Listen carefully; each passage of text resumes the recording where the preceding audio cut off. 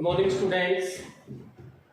अभिनव academy science school में आप सभी का हार्दिक स्वागत है। लास्ट क्लास में अपने चर्चा चल रही थी भी सेल्फ पोलिनेशन पे, स्व परागण जो है इसमें अपने स्व परागण के अनुकूलन हैं, स्व परागण के गुण दोष हैं आदि के बारे में कल अपने चर्चा की थी। आज अपने बात करते हैं पर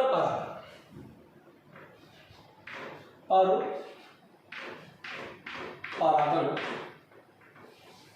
के अनुकूलन, पर परागण के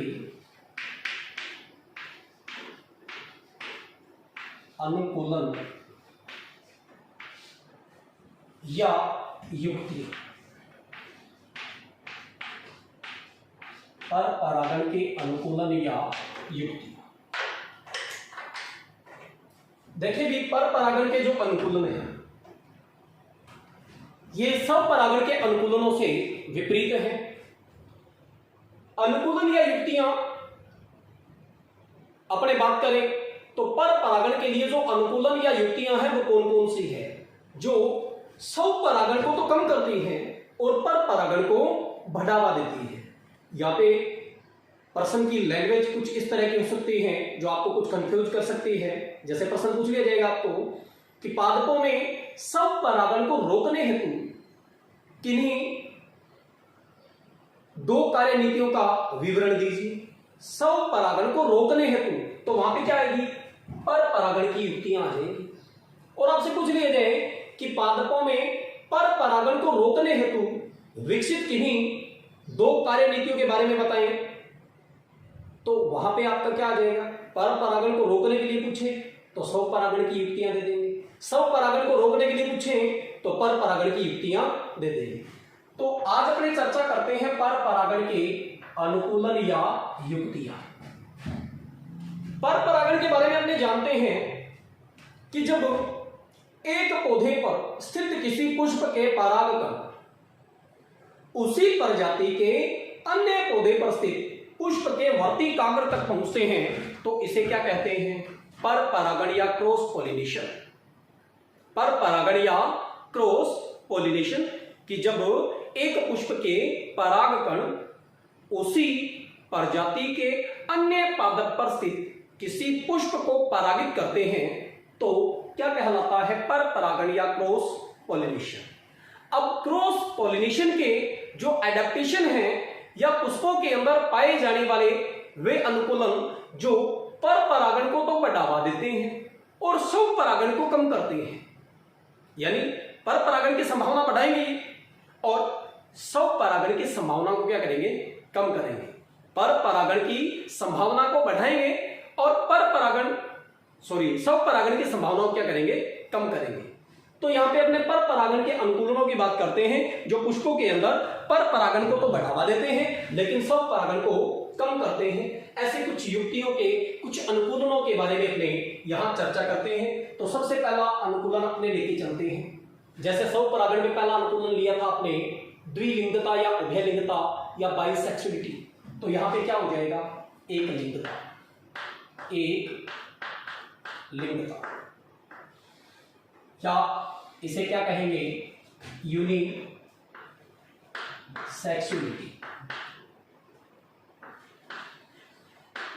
यूनिसेक्सुअलिटी, एक लिंगता। एक लिंगता से अपना तात्पर्य क्या है, पहले भी अपने लास्ट क्लास में इसमें चर्चा कर चुके हैं कि एक लिंगता द्विलिंगता क्या है। यहां पे बात कर रहे हैं किसी पादप के लैंगिक रूप से प्रकार की, कि कोई पादप लैंगिक रूप से कैसा है, द्विलिंगी है या एक लिंगी। तो एक लिंगता या यूनिसेक्सुअलिटी जो है इसका अर्थ क्या हुआ कि जब किसी पादप पर एक ही प्रकार का एक लिंगी पुष्प पाया जाता है तो ऐसे पादपों को एक लिंगाश्रयी कहते हैं। क्या कहते हैं, एक लिंगाश्रयी, यानी वो पादप कैसा होगा, यूनिसेक्सुअल होगा, एक लिंगी होगा। कैसा होगा? एक लिंगी। कि जब किसी पादप पर या तो क्या हो, नर पुष्प यानी पुंकेसरी पुष्प, और या फिर क्या हो, केवल स्त्री केसरी पुष्प या मादा पुष्प, तो ऐसा पादप क्या कहलाएगा? एक लिंगी पादप, जो पर परागण को बढ़ावा देता है। उसमें सब परागण तो होगा ही नहीं, क्योंकि पौधे के ऊपर क्या है, केवल एक ही प्रकार का पुष्प है, या तो वो नर पुष्प है या फिर मादा पुष्प। कहने का तात्पर्य ये है कि पौधा या तो क्या होगा, नर पौधा होगा या मादा पौधा। मतलब नर और मादा पौधे किसमें क्या होंगे? अलग अलग होंगे। एग्जाम्पल के रूप में अपने बात करें पपीता, एग्जाम्पल के रूप में बात करें क्या भी? पपीता। पपीता जो है इसके अंदर एक लिंगता या यूनिसेक्सुअलिटी पाई जाती है, यानी नर और मादा पौधे जो होते हैं पपीते के वो अलग अलग होते हैं। नर पादप अलग होता है पपीते का, और मादा पादप जो है वो अलग होता है। तो देखिए भी इस पौधे पर यह नर पौधा है, इसके ऊपर केवल पुंकेसरी पुष्प है, तो परागण की संभावना कहां बनेगी? सब परागण की संभावना यहाँ पे कहां बनेगी? नहीं हो सकता। ये पौधा कैसा है? मादा है, इस पे केवल स्त्री केसरी पुष्प है, तो इसमें भी सब परागण की संभावना कहां बनेगी? नहीं बनेगी। तो इसके लिए क्या होगा कि दोनों के बीच में यहां क्या होगा भी? पर परागण होगा, क्रॉस पोलिनेशन होगा। क्या होगा भी? Cross pollination. तो सबसे पहला अनुकूलन या एडेप्टेशन क्या है भी? एक लिंगता। क्या भी? एक लिंगता। अब दूसरे अनुकूलन की बात करते हैं। दूसरा अनुकूलन क्या है? जैसे आपने उसमें सब परागण में पढ़ा था समकाल पक्वता, यहां अपनी बात करते हैं भिन्न काल पक्वता की। भिन्न काल पक्वता, या फिर इसे ही विषम काल पक्वता भी कह सकते हैं। क्या कह सकते हैं? विषम काल पक्वता, या इंग्लिश में इसकी टर्म है भी डाइकोगेमी। क्या है भी? डाइकोगेमी। विषम काल पक्वता या भिन्न काल पक्वता। भिन्न या विषम का मतलब होता है असमान, अलग अलग। काल समय, पक्वता का मतलब परिपक्व, कि ऐसे पुष्प हो, यानी द्विलिंगी पुष्प हो, द्विलिंगी पुष्प है और उसमें नर जननांग मादा जननांग एक साथ है, तो सब परागण हो सकता है? नहीं हो सकता? हो सकता है। लेकिन यदि उसके जो नर और मादा जननांग है, यानी पुंकेसर और स्त्री केसर, दोनों का यदि परिपक्वन समय अलग अलग हो, दोनों का परिपक्वन समय अगर अलग अलग हो, तो उनमें सब परागण की संभावना नहीं रहेगी। तो उनमें क्या होगा? डेफिनेट पर परागण होगा। तो विषम काल पक्वता या भिन्न काल पक्वता से मतलब क्या है अपना, कि जब पुष्प के अंदर नर और मादा जननांग, नर और मादा जननांग यानी कि पुंकेसर और स्त्री केसर दोनों के परिपक्वन का समय क्या हो? अलग अलग हो, तो इसे क्या कहते हैं? भिन्न काल पक्वता या विषम काल पक्वता। अब भिन्न काल पक्वता या विषम काल पक्वता दो प्रकार की हुई या नहीं हुई? इसी से निकल रहा है भी प्रकार। अपने बात की है विषम काल पक्वता क्या होता है कि जब नर जनन भाग यानी पुंकेसर और मादा जनन भाग स्त्री केसर दोनों का परिपक्वन समय क्या हो? अलग अलग। अब दोनों का परिपक्वन समय अलग अलग है, तो मतलब एक पुष्प के अंदर या तो पुंकेसर पहले परिपक्व हो सकता है या स्त्री केसर पहले परिपक्व हो सकता है। तो इस आधार पे प्रकार कितने हो गए इसके? दो हो गए। कितने हो गए? दो हो गए। पहला प्रकार करेंगे अपने पूर्वता। क्या भी? पूर्वता या प्रोटेंडरी। क्या भी? प्रोटेंडरी। पूर्वता क्या है कि जब पुष्प के अंदर नर जनन भाग पुंकेसर का परिपक्वन स्त्री केसर या जायांग जो है उससे पहले हो, तो क्या कहलाएगा? पूर्वता या प्रोटेंडरी कहलाएगा। कि जब एक द्विलिंगी पुष्प के अंदर पुंकेसर या नर जनन भाग का परिपक्वन क्या हो, जयांग या स्त्री केसर से पहले हो, तो उसे अपने क्या कहेंगे, पुंपूर्वता या प्रोटेंडरी कहेंगे। क्या कहेंगे भी, पुंपूर्वता या प्रोटेंडरी कहेंगे। और पुंपूर्वता किसमें पाई जाती है, एग्जाम्पल नोट कर लेंगे आप, शालविया, इसमें भी शालविया में। अब शालविया जो है इसके अंदर विशिष्ट प्रकार का कीट परागण पाया जाता है, विशिष्ट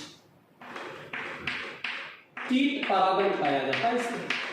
यह पुष्प जो है इसकी संरचना इस प्रकार की होती है, इसके अंदर विशिष्ट प्रकार के अनुकूलन पाए जाते हैं, जिसकी वजह से इसमें विशिष्ट प्रकार का कीट परागण पाया जाता है। इसको अपने अलग से पढ़ेंगे बाद में, इसको शालविया को, शालविया के अंदर कीट परागण की क्रिया देखेंगे अपने। शालविया का पुष्प कैसा होता है, इसमें पर परागण को बढ़ाने के लिए किस प्रकार के परिवर्तन पुष्प में हुए हैं, किस प्रकार के एडेप्टेशन पुष्प में पाए जाते हैं, ये अपने बात करेंगे बाद में अलग से, विशिष्ट परागण क्रिया के अंतर्गत। दूसरा जो प्रकार है, पहला कौन सा हो गया, प्रोटेंडरी हो गया, और दूसरा प्रकार कौन सा है भी, पुंपूर्वता है, तो दूसरा कौन सा हो जाएगा, स्त्री पूर्वता। क्या हो जाएगा अभी, स्त्री पूर्वता या प्रोटोगाइनी। क्या हो जाएगा अभी, प्रोटोगाइनी। स्त्री पूर्वता या प्रोटोगाइनी क्या है कि जब पुष्प के अंदर मादा जनन भाग या स्त्री केसर, जब पुष्प के अंदर मादा जनन भाग या स्त्री केसर जो है इसका परिपक्वन जो है किससे पहले हो भी, पुंकेसर से पहले हो। किससे पहले हो, पुंकेसर से पहले हो, तो इसे क्या कहते हैं, स्त्री पूर्वता या प्रोटेंडरी। क्या कहते हैं, स्त्री पूर्वता या प्रोटेंडरी। जैसे रोजेसी कुल है, ब्रेसिकेसी कुल है, रोजेसी ब्रेसिकेसी यानी सरसों कुल, इनके अंदर क्या होती है, स्त्री पूर्वता पाई जाती है। क्या पाई जाती है, स्त्री पूर्वता। मतलब पुष्प जो है उसके अंदर मादा जनन भाग जो है पहले परिपक्व होता है, मादा जनन भाग पहले परिपक्व होता है और नर जनन भाग बाद में, किसमें भी, एक पुष्प में। अब आप कहीं ये मत सोचना कि एक पुष्प के अंदर मादा जनन भाग पहले परिपक्व हो रहा है तो उसमें परागण कैसे होगा भी। एक पौधे पर स्थित कोई पुष्प है, उसमें यदि मादा जनन भाग पहले परिपक्व हो गया है तो दूसरे पौधे के ऊपर स्थित पुष्प में मादा जनन भाग पहले परिपक्व हो गया, और उसी दौरान जैसे एक पुष्प के अंदर मादा जनन भाग परिपक्व हुआ है, उसी समय दूसरे पुष्प के अंदर नर जनन भाग भी, यानी मादा जनन भाग के बाद नर जनन भाग भी परिपक्व हो चुका है। तो इस तरह से क्या होगा भी, पराग कणों का आदान प्रदान एक पौधे से दूसरे पौधे में हो जाएगा। तो रोजेसी कुल है, ब्रेसिकेसी कुल है, एरिस्टोलोकिया है, एक एग्जांपल और लिख दें, एरिस्टोलोकिया, एरिस्टोलोकिया,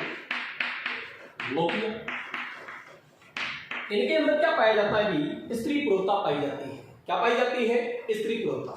तो दो अनुकूलन अपने पास अब तक आ चुके हैं। एक तो क्या है भी, एकलिंगता, जिसमें क्या है कि पादप जो है एकलिंगी होता है, यानी पौधे के ऊपर केवल एक ही प्रकार का पुष्प पाया जाता है।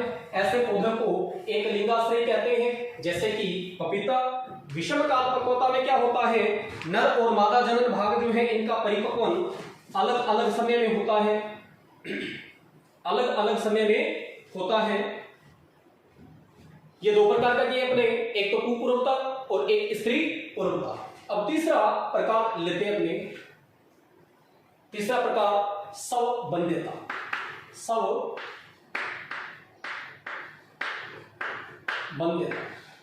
या इसको स्व अयोग्यता भी कहते हैं, स्व अयोग्यता या सेल्फ स्टेबिलिटी कहते हैं, सेल्फ स्टेबिलिटी,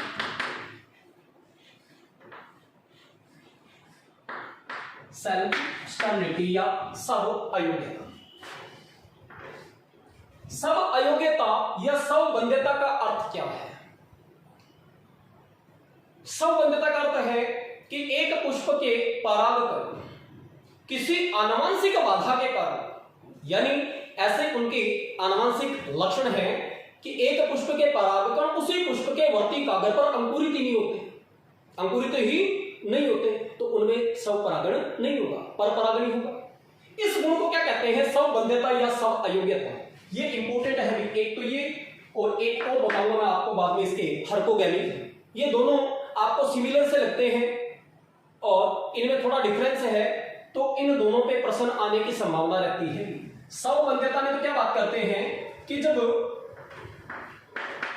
किसी पुष्प की परागकण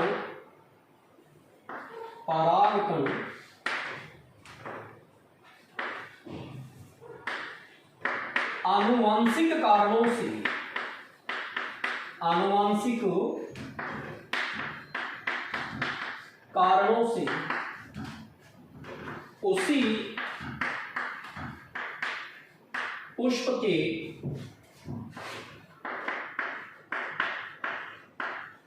वर्ती कागर पर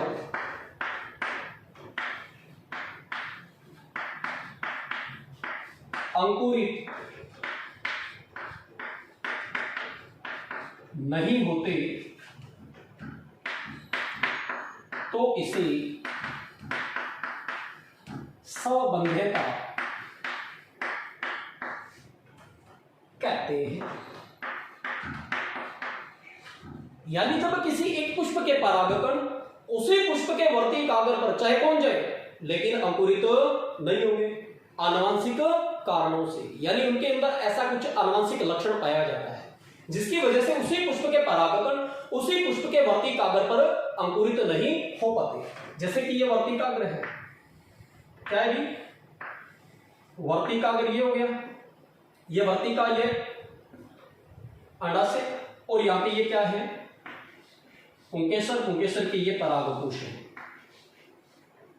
अब मान लीजिए इनका परिपक्वन साथ साथ हो गया, परागकोशों का स्फुटन हुआ और परागकण कहां पहुंच गया? यहां पहुंच गया। परागकण वर्ती कागर पर किसी पुष्प के वर्ती कागर पहुंच तो गया, लेकिन आनुवंशिक कारणों से यहां पे इसका क्या नहीं हो रहा? अंकुरण नहीं हो रहा। क्या नहीं हो रहा? अभी अंकुरण नहीं हो रहा। अब अंकुरण नहीं होगा तो क्या नहीं होगा? परागण यानी निषेचन क्रिया नहीं होगी। तो यहां पे इसी पुष्प के परागकण इसी पुष्प के वर्ती कागर पर किन्हीं आनुवंशिक कारणों से अंकुरित नहीं हो पाते, तो इसे क्या कहते हैं? स्वबंध्यता या स्व अयोग्यता। एग्जाम्पल लिखिए आप, जैसे अंगूर हो गया, क्या हो गया? अभी अंगूर हो गया, राखी बेल हो गई, इनमें सब अयोग्यता या सेल्फ स्टेरिलिटी पाई जाती है। यानी इनके जो पुष्प हैं उनके परागकण इनके ऊपर अंकुरित नहीं होते। इस पुष्प के परागकण किसी दूसरे पुष्प के वर्ती कागर पर पहुंचेंगे तो वहां पे क्या हो जाएंगे? अंकुरित हो जाएंगे। तो स्व अयोग्यता या स्वबंध्यता जो है, सेल्फ स्टेरिलिटी, ये पर परागण को बढ़ावा देती है और स्व परागण को क्या करती है? कम करती है। तो इंपॉर्टेंट है, इसको ध्यान में रखेंगे आप। इसके बाद अगला जो पार्ट है या एडेप्टेशन है चौथा, देखिए कि प्रश्न जो आएगा उसमें अनुकूलन पे अगर प्रश्न आए, परागण क्रिया के अनुकूलनों पे प्रश्न आए तो प्रश्न की संभावना रहती है पर परागण से, क्योंकि इसके अंदर एक तो एडेप्टेशन ज्यादा है और एक जैसे ये सेल्फ स्टेरिलिटी आपने कर लिया। अगला आप चौथा हेडिंग डालें हर्कोगैमी।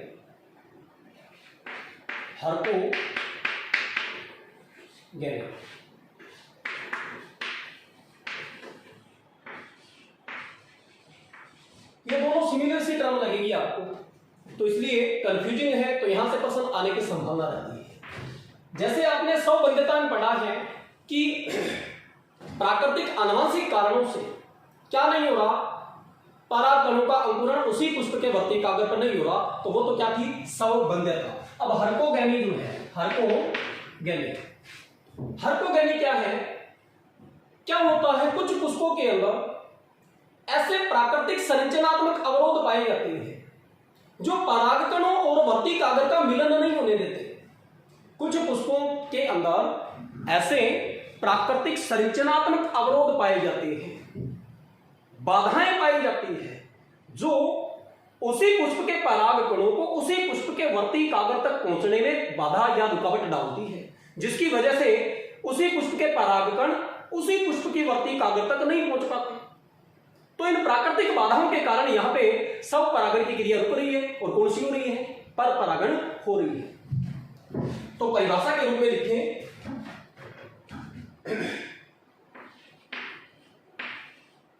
कुछ पुष्पों में प्राकृतिक संरचनात्मक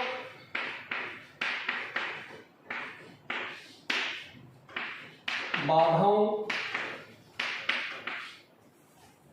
या अवरोधों के कारण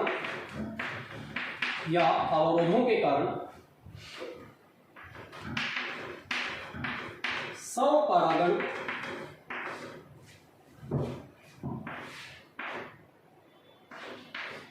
नहीं हो पाता। इसे क्या कहते हैं? हर्कोगैमी कहते हैं। क्या कहते हैं भी? हर्कोगैमी कहते हैं। क्या कहते हैं भी? हर्कोगैमी कहते हैं। हर्कोगैमी के एग्जांपल में अपने बात करें,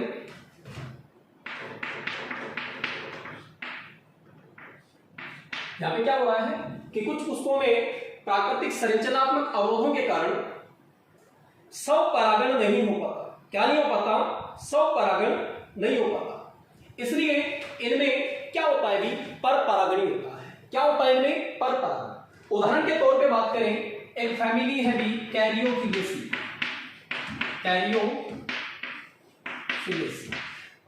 कैरियोफिलेसी फैमिली के जो पौधे हैं उनमें वर्तिका जो होती है यह अधिक लंबी होती है। वर्तिका क्या होती है भी? अत्यधिक लंबी होती है। ये वर्तिका है, यानी ये अंडाशय हो गया, ये वर्तिका होगी। वर्तिका जो होती है अत्यधिक लंबी होती है, उनके सिर क्या होते हैं? बहुत ही छोटे होते हैं। उनके सिर क्या होते हैं? छोटे। तो वर्तिका ऊपर है, उनके सिर नीचे की स्थिति में है, बहुत ज्यादा नीचे की स्थिति में। तो यहां पे इनका स्फुटन होगा तो क्या है? परागकण यहां तक नहीं पहुंच पाते। तो कैरियोफिलेसी कुल में वर्तिका की लंबाई पुंकेसरों की तुलना में अधिक होती है, जिसकी वजह से इनमें क्या नहीं होता भी? स्वपरागण नहीं होकर पर परागण होता है। तो बताइए प्राकृतिक संरचनात्मक बाधा है या नहीं है? अगर ये पुंकेसर यहां तक लंबाई के होते तो स्फुटन होता तो परागकण यहां पहुंच जाते, लेकिन ऐसा नहीं है। तो ये प्राकृतिक संरचनात्मक अवरोध है, जिसे क्या कहते हैं? हर्कोगैमी, जिसकी वजह से क्या है भी? कैरियोफिलेसी कुल के पादपों में स्वपरागण नहीं पाया जाता। इसी प्रकार से बात करें अपने आक कुल के पौधों की बात करें तो आक में आपने पढ़ा था परागकणों में कि परागकण जो होते हैं वो किसमें पाए जाते हैं भी? एक विशेष संरचना में पाए जाते हैं जिसे परागपिंड या पोलिनियम कहते हैं। क्या कहते हैं? परागपिंड या पोलिनियम कहते हैं। यानी इन परागपिंडों में परागकण होते हैं। तो मुक्त तो है नहीं परागकण, यहां पे परागकण मुक्त नहीं है, इसलिए इन पराग पिंडों को तोड़ने का काम कौन करेंगे? कीट करेंगे। अगर कीट इन पराग पिंडों को तोड़ेंगे और अपने साथ परागकणों को चिपकाकर दूसरे पुष्प तक पहुंचाएंगे, तभी क्या होगा? परागण होगा। तो कैरियोफिलेसी में तो क्या हो गया? वर्तिका अत्यधिक लंबी होती है, जिसकी वजह से स्वपरागण नहीं हो पाता। तो क्या होगा? पर परागण। इसी प्रकार से आक में या आक कुल में परागकण पराग पिंडों में पाए जाते हैं, जो एक संरचनात्मक अवरोध है, जिसकी वजह से स्वपरागण न होकर क्या होता है? पर परागण होता है। इसी प्रकार से एक एग्जांपल और है गलोरियोसा।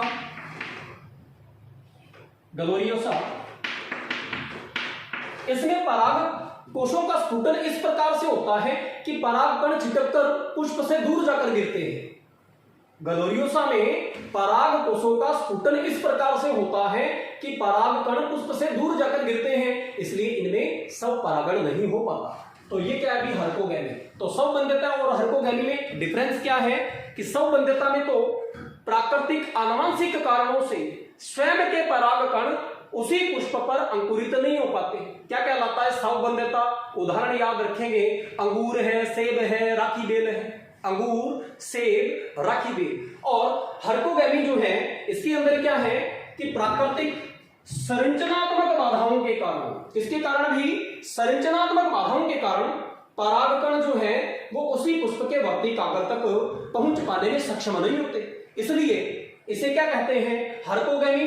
उदाहरण कैरियोफिलेसी कुल में क्या है, वर्तिका की लंबाई पुंकेसरों की तुलना में अधिक होती है, जिससे प्राकृतिक बाधा के कारण सब परागण नहीं हो पाता। इसी प्रकार से आंख में परागकण किसमें भी पराग पिंडों या पोलिनियम में पाए जाते हैं, और ग्लोरियोसा में पराग कोषों का स्फुटन इस प्रकार से होता है कि पराग कण छिटक करके पुष्प से काफी दूर जाकर गिरते हैं, इसलिए उसमें क्या नहीं हो पाता, भी सब परागण नहीं होता, बल्कि क्या होता है, पर परागण होता है। अगला जो एडेप्टेशन है उसकी अपने बात करें तो वो है भी विषम वर्तिकात्व। क्या है भी, विषम वर्तिकात्व।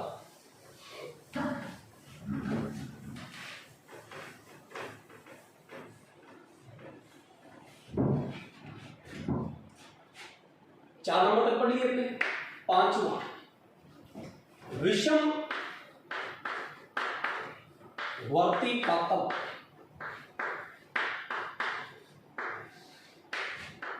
इसकी परिभाषा इसी नाम में है, विषम वर्तिकात्व, या इसको बोलते हैं हेटेरोस्टाइली।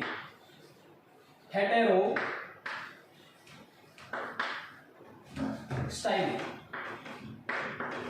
विषम वर्तिकात्व या हेटेरोस्टाइली।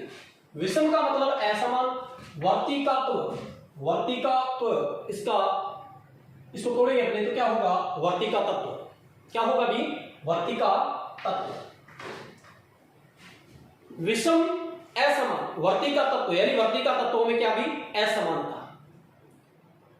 तो विषम वर्तिका तो क्या है कि कुछ पुष्पों में क्या होता है, वर्तिकाओं में भिन्नता या वेरिएशन पाया जाता है। भाई क्या पाई जाती है, वर्तिका में भिन्नता या वेरिएशन पाया जाता है, जिसकी वजह से उनमें सब परागण न होकर के क्या होता है, पर परागण होता है। क्या होता है, सब परागण न होकर के पर परागण होता है। जैसे एग्जांपल के तौर पे बात करें अपने प्रिमरोज, इसका अच्छा उदाहरण है भी, क्या भी, प्रिमरोज या प्रिमुला वल्गेरिस। प्रिमरोज या प्रिमुला वल्गेरिस। देखो विषम वर्तिका तो क्या है कि जब एक पौधे पर स्थित जो पुष्प है उनकी वर्तिकाओं में भिन्नता पाई जाती है, जिसकी वजह से इन पुष्पों में सब परागण नहीं होकर के पर परागण ही होता है।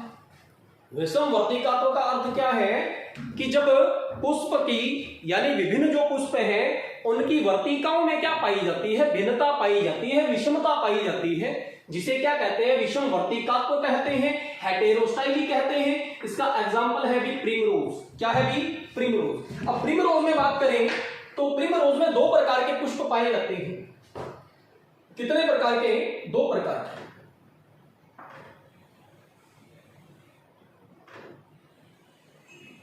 ये मादा जनन भाग स्त्री केशर बना रहा हूं मैं, ये तो स्त्री केशर हो गया, और ये हो गए पुंकेसर।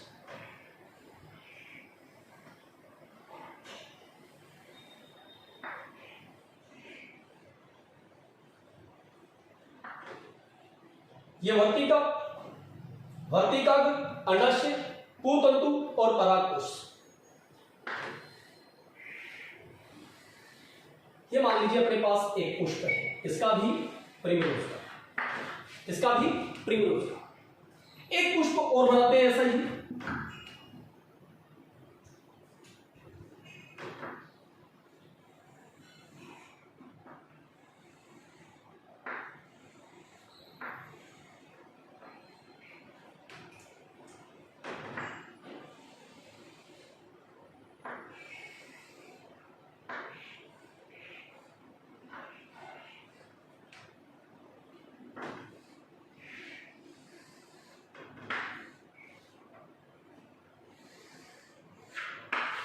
दो पुष्प अपने सामने हैं।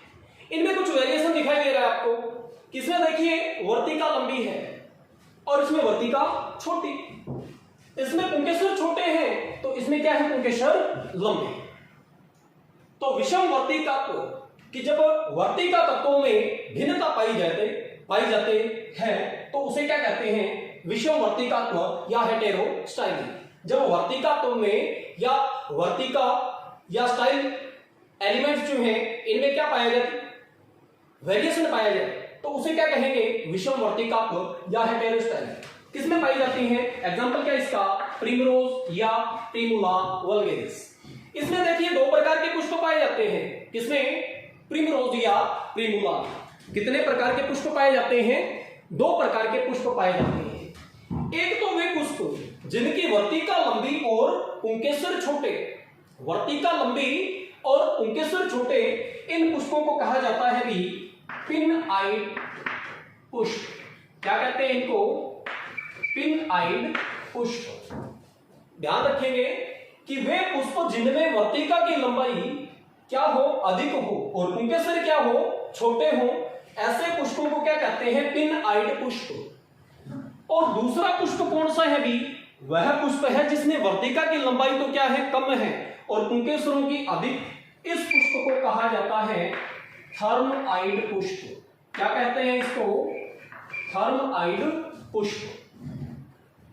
वे पुष्प जिनमें वर्तिका लंबी पुंकेसर छोटे, पिन आइड कहलाएंगे, और वे पुष्प जिनमें वर्तिका छोटी पुंकेसर लंबे क्या कहलाएंगे, थर्म आइड। अब देखिए प्रिमरोज में परागण कैसे होता है कि लंबी वर्तिका है, ये परागित तो होगी लंबे पुंकेसर के परागकणों से। छोटी वर्तिका जो है ये परागित तो होगी छोटे छोटे पुंकेसर के परागकणों से, यानी इसके परागकण तो इस वर्तिका तक पहुंचेंगे, और ये पुष्प जो है इसके ये लंबे पुंकेसर हैं, इनके परागकण इस लंबी वर्तिका तक पहुंचेंगे, लंबी वर्तिका तक पहुंचेंगे। तो यहां पे क्या हो रहा है, पर परागण हो रहा है। तो भिन्न भिन्न पुष्पों के बीच में क्या हो रही है, क्रिया हो रही है। यानी यहां पे परागण कैसा होता है भी, pin to thrum, pin to thrum eyed flower, यानी पिन आइड से थर्म आइड और थर्म टू पिन। मतलब क्या इसका कि पिन आइड पुष्प की वर्तिका थर्म आइड पुष्प के पुंकेसर के परागकणों से परागित हुई, और थर्म आइड पुष्प की वर्तिका पिन आइड पुष्प के परागकणों से परागित होगी। यानी लंबी वर्तिका लंबे पुंकेसर के परागकणों से, और छोटी वर्तिका छोटे पुंकेसर के परागकणों से क्या होगी, परागित होगी। तो यहां पे सब परागणदय होकर क्या होता है, पर परागण होता है। तो यह है भी पर परागण की विभिन्न युक्तियां, पर परागण की विभिन्न युक्तियां।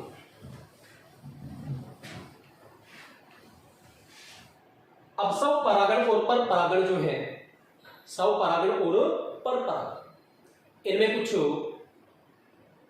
सब परागण में आपने गुण दोष पढ़े हैं, तो वैसे के वैसे गुण दोष अपने को पर परागण में भी देखने हैं। तो मैंने आपको वहां पे बताया था कि सब परागण के जो गुण हैं वो पर परागण के दोष हो जाएंगे, और सब परागण के जो दोष हैं वो पर परागण के क्या हो जाएंगे, गुण हो जाएंगे। तो पर परागण का महत्व, जिसमें पर परागण का महत्व, इसमें अपने गुण दोषों की बात करें तो गुण क्या है। पहला गुण कि पर परागण के द्वारा जो संतति उत्पन्न होती है, पर परागण के द्वारा जो संतति उत्पन्न होती है उसमें क्या पाई जाती है भी, भिन्नताएं पाई जाती है। क्या पाई जाती है, भिन्नताएं पाई जाती है, जिसकी वजह से नई जातियों का विकास होता है। यानी संतति है उसमें नर और मादा दोनों जनकों के लक्षण होते हैं। संतति जो होती है वो ओजपूर्ण होती है। कैसी होती है भी, ओजपूर्ण या हाइब्रिड विग्योर होती है। हाइब्रिड विग्योर यानी इसमें लक्षण जो है ओजपूर्ण का मतलब क्या है, इसमें जो लक्षण है वो नर और मादा दोनों जनकों के होते हैं। भिन्नता उत्पन्न होती है जिसकी वजह से ये नई जाति का विकास करते हैं, जिससे जैव विकास में क्या होती है भी, सहायता होती है। तो ये जैव विकास में सहायक है। हाइब्रिड बीजों का निर्माण करना हो तो वहां पे पर परागण ही करवाया जाता है। तो पर परागण के द्वारा संकर संततियों का उत्पादन होता है। किसका उत्पादन होता है, संकर संततियों का, जिससे क्या है, दो अच्छे नर और मादा पौधों के लक्षण एक ही संतति में लाए जा सकते हैं। ये सारे क्या थे भी, सब परागण के दोष थे, जो यहाँ पे क्या बन गए, पर परागण के गुण। अब पर परागण के दोष में बात करें, पर परागण के दोष में बात करें तो पर परागण के द्वारा उत्पन्न संततियों में भिन्नता या वेरिएशन होता है, जिसकी वजह से किसी संतति के अच्छे लक्षणों को लंबे समय तक हम बरकरार नहीं रख सकते, क्योंकि हर बार उनमें पर परागण होगा तो वेरिएशन आता जाएगा।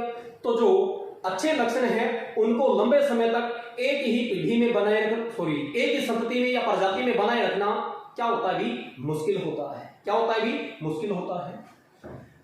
दूसरे दोष की बात करें, पर परागण जो है इसमें एक पौधे पर स्थित पुष्प के परागकण दूसरे पौधे पर स्थित पुष्प के वर्तिकाग्र तक पहुंचते हैं। तो वहां तक पहुंचाने के लिए किसी न किसी माध्यम या एजेंट की आवश्यकता होगी। किसकी आवश्यकता होगी भी, एजेंट की आवश्यकता होगी। ये एजेंट कोई कीट हो सकता है, कोई पक्षी हो सकता है, जल हो सकता है, वायु हो सकती है। अधिकांश पर परागण कीटों के द्वारा होता है। तो कीट हैं, इनको परागण के लिए आकर्षित करने के लिए पुष्पों को बड़ा, सुंदर, आकर्षक, रंगीन, गंध और मकरंद युक्त होना पड़ेगा, यानी एक्स्ट्रा पोषण उनको खर्च करना पड़ेगा, जिसकी वजह से पुष्प क्या होंगे, आकर्षक होंगे पुष्प, तभी क्या है कीट उनकी ओर आकर्षित होंगे। इनको परागकण अधिक बनाने पड़ेंगे, क्योंकि संभावना देखिए, एक पुष्प से दूसरे पुष्प तक परागकणों को पहुंचना है तो परागकण ज्यादा मात्रा में खर्च होंगे, क्योंकि जरूरी नहीं है कि सारे के सारे परागकण उस पुष्प तक पहुंच पाए। तो परागकण ज्यादा मात्रा में बनाने पड़ेंगे। पुष्प को कैसा होना पड़ेगा, बड़ा, सुंदर, रंगीन, चमकीला, आकर्षक, विशिष्ट गंध युक्त होना होगा, मकरंद युक्त होना होगा, जिससे कीट है, पक्षी है, इनकी ओर क्या होगी, आकर्षित हो। और सब परागण की तुलना में पर परागण की संभावना भी क्या रहती है, कुछ कम रहती है, क्योंकि यहाँ पे परागण की क्रिया जो है विभिन्न एजेंट या माध्यमों पर निर्भर करती है। तो ये एजेंट उपलब्ध होंगे तभी परागण की क्रिया अधिक होगी, अन्यथा कम होगी। तो ये क्या है भी, पर परागण के दोष। तो गुण और दोष जो है एक में याद कर ले आप, चाहे पर परागण में कर ले, चाहे सब परागण में याद कर ले, एक दूसरे का क्या कर देंगे, उल्टा। यानी पर परागण के जो गुण हैं वो सब परागण के क्या है भी, दोष हैं। पर परागण के जो दोष हैं वो सब परागण के क्या है, गुण हैं। थोड़ी सी लैंग्वेज बदलनी है आपको, इतने में आपका ये पर परागण और सब परागण का महत्व तैयार हो जाएगा। कल अपनी बात करेंगे पर परागण की जो विभिन्न विधियां हैं उनकी। तब तक के लिए धन्यवाद। Have a nice day.